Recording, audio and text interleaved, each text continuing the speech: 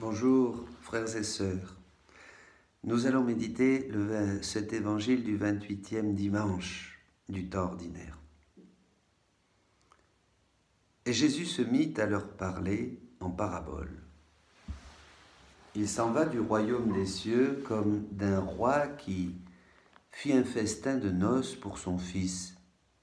Il envoya ses serviteurs convier les invités aux noces, mais eux ne voulaient pas venir. De nouveau, il envoya d'autres serviteurs avec ces mots : « Dites aux invités, voici j'ai apprêté mon banquet, mes taureaux et mes bêtes grasses ont été égorgés, tout est prêt, venez aux noces. » Mais eux, n'en ayant cure, s'en allèrent. Qui à son champ, qui à son commerce, et tel autre, s'emparant des serviteurs, les maltraitèrent et les tuèrent. Le roi fut pris de colère et envoya ses troupes, qui firent périr ses meurtriers et incendièrent leur ville. Alors il dit à ses serviteurs : « La noce est prête, mais les invités n'en étaient pas dignes. Allez donc au départ des chemins et conviez aux noces tous ceux que vous pourrez trouver. » Ses serviteurs s'en allèrent par les chemins, ramassèrent tous ceux qu'ils trouvèrent, les mauvais comme les bons, et la salle de noces fut remplie de convives. Le roi entra alors pour examiner les convives. Et il aperçut là un homme qui ne portait pas la tenue de noces. « Mon ami, lui dit-il, comment es-tu entré ici sans avoir une tenue de noces ?» L'autre resta muet.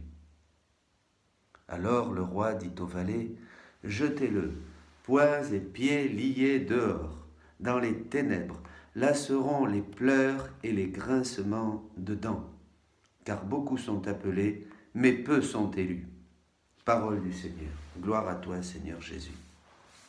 Je priais ce matin et je méditais sur cet évangile et je me sentis poussé à dire un petit mot.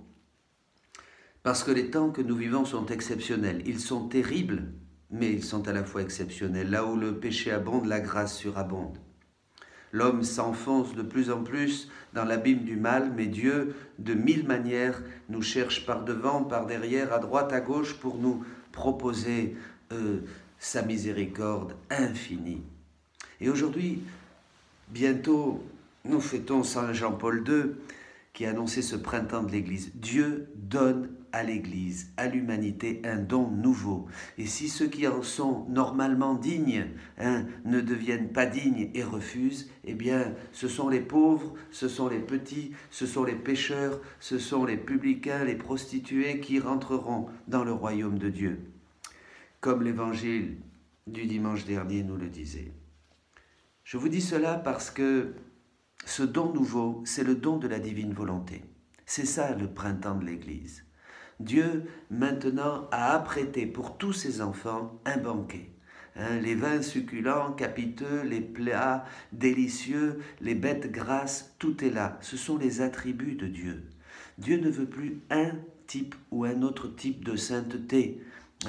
Il veut nous donner absolument sa divine sainteté. Et il nous donne tous ses attributs, c'est-à-dire tous ensemble, voyez. Et il suffit d'une chose, ne pas dire non comme ces gens.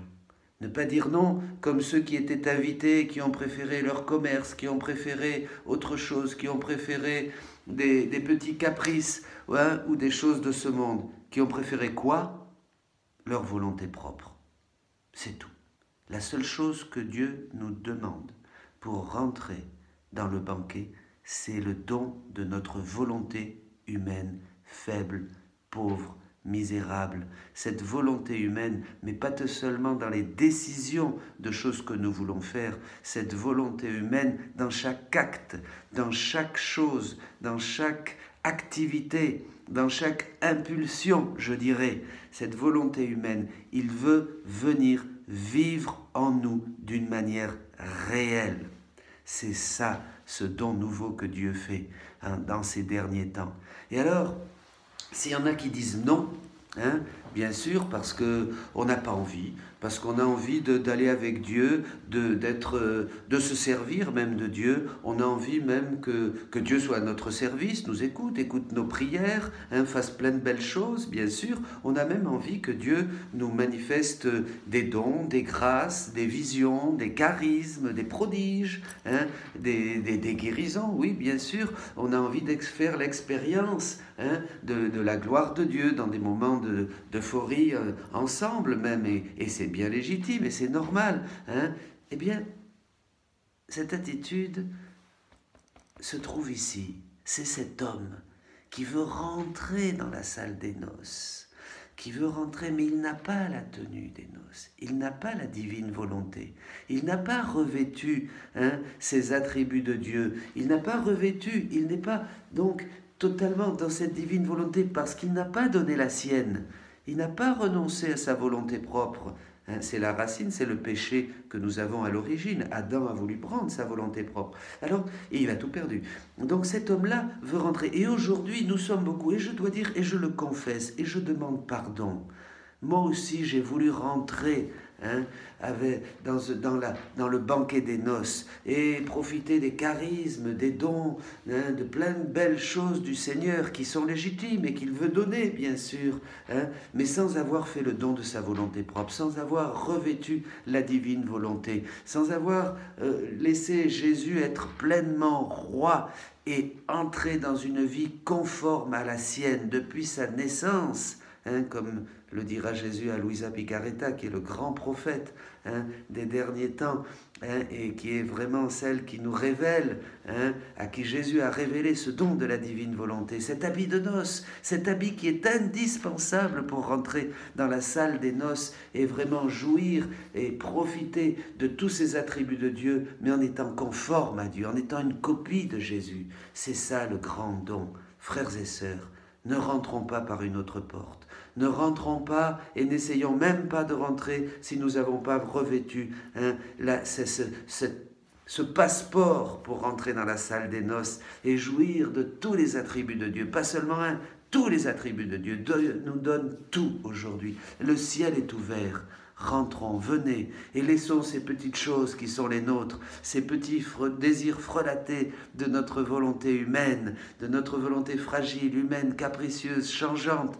Tout ça, c'est fini. Dieu aujourd'hui nous appelle tous. Et si ceux qui sont appelés, parce qu'ils ont déjà cheminé avec le Seigneur, ne veulent pas rentrer, eh bien Dieu ira chercher les mauvais, les paumés, les misérables, les pécheurs, et ceux-là ils diront oui tout de suite, et ils nous devanceront dans le royaume de Dieu.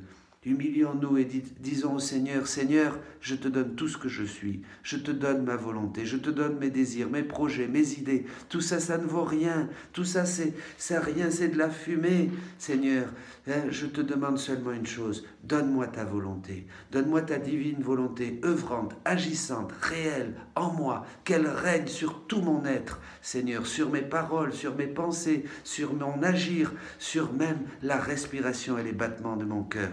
Je veux que ta divine volonté soit la source de ma vie, l'activité qui génère toutes les activités de ma vie. Je veux être toi, Jésus, toi en moi, Jésus.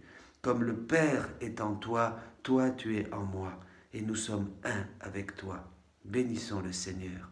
Que Dieu vous bénisse. Amen.